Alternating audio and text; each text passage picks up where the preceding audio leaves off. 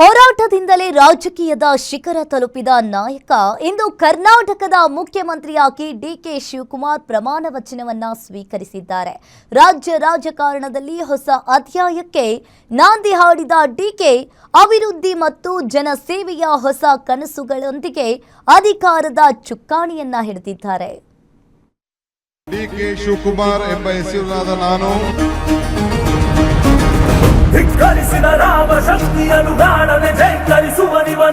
ಕರ್ನಾಟಕ ರಾಜ್ಯದ ಮುಖ್ಯಮಂತ್ರಿಯಾಗಿ ನನ್ನ ಕರ್ತವ್ಯವನ್ನ ಶ್ರದ್ಧಾಪೂರ್ವಕವಾಗಿ ಸಂವಿಧಾನಕ್ಕೆ ಮತ್ತು ಕಾನೂನಿಗೆ ಅನುಸಾರವಾಗಿ ನನ್ನ ಅಜ್ಜ ಗಂಗಾಧರಜ್ಜನ ಹೆಸರಿನಲ್ಲಿ ಪ್ರಮಾಣ ಮಾಡುತ್ತೇನೆ.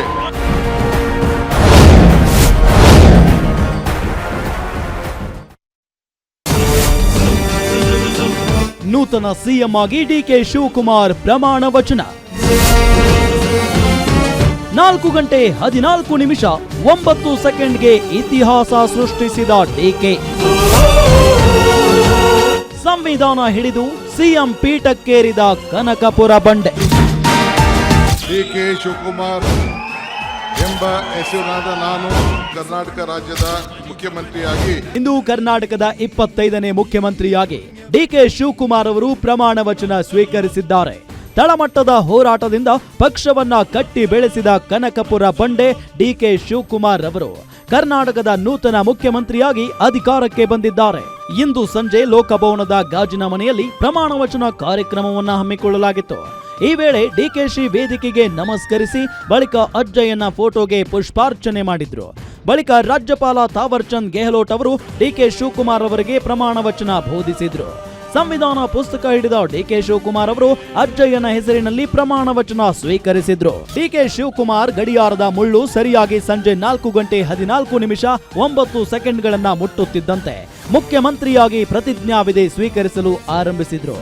ಎಸ್, ಡಿಕೆ ಶಿವಕುಮಾರ್ ಅವರ ಜನ್ಮ ದಿನಾಂಕ ಮೇ 15 ಆಗಿದ್ದರೂ ಅವರ ರಾಜಕೀಯ ಬದುಕನ್ನ ಸದಾ ರಕ್ಷಿಸಿಕೊಂಡು ಬಂದಿರುವ ಲಕ್ಕಿ ನಂಬರ್ ಅಂದ್ರೆ ಅದು ಸಂಖ್ಯೆ 9. ಈಗ ಲೆಕ್ಕ ಹಾಕಿ ನೋಡಿ, ಅವರು ಪ್ರಮಾಣ ವಚನ ಸ್ವೀಕರಿಸಿದ ಸಮಯ 4 ಗಂಟೆ 14 ನಿಮಿಷ. ಈ 4 ಮತ್ತು 14 ಕೂಡಿದ್ರೆ ಬರುವ ಮೊತ್ತವೇ 9. ಅಷ್ಟೇ ಅಲ್ಲ, ಅವರು ಪ್ರಮಾಣ ವಚನ ಮುಗಿಸಿದ ಸೆಕೆಂಡ್ ಕೂಡ 9 ಆಗಿತ್ತು. ಈ ನಂಬರ್ 9ರ ಅದೃಷ್ಟದ ಬಲದೊಂದಿಗೆ ಡಿಕೆ ಶ್ರೀ ಸಿಎಂ ಪೀಠಕ್ಕೆ ಲಗ್ಗೆ ಇಟ್ಟಿದ್ದಾರೆ. ಇನ್ನು ಡಿಕೆ ಶಿವಕುಮಾರ್ ತಮಗೆ ಸಂಕಷ್ಟ ಬಂದಾಗಲೆಲ್ಲ ಬೆನ್ನೆಲುಬಾಗಿ ನಿಂತ ತಮ್ಮ ಉಸಿರಾಗಿರುವ ಕೋಡಿಹಳ್ಳಿಯ ಮಹಾಸಂತ ಶ್ರೀ ಗಂಗಾಧರ ಅಜ್ಜಯ್ಯನ ಹೆಸರಿನಲ್ಲಿ ಪ್ರಮಾಣ ವಚನ ಸ್ವೀಕರಿಸಿದ್ರು. ಒಂದೆಡೆ ಜ್ಯೋತಿಷ್ಯದ ಪ್ರಕಾರ ಅತ್ಯಂತ ಶಕ್ತಿಶಾಲಿ ಹಾಗೂ ಜಯ ತಂದುಕೊಡುವ ನಂಬರ್ 9ರ ಮುಹೂರ್ತ, ಇನ್ನೊಂದೆಡೆಗೆ ತಮಗೆ ರಾಜಕೀಯ ಜನ್ಮ ಮತ್ತು ಪುನರ್ಜನ್ಮ ನೀಡಿದ ಗುರು ಅಜ್ಜಯ್ಯನ ಪರಮ ಆಶೀರ್ವಾದ.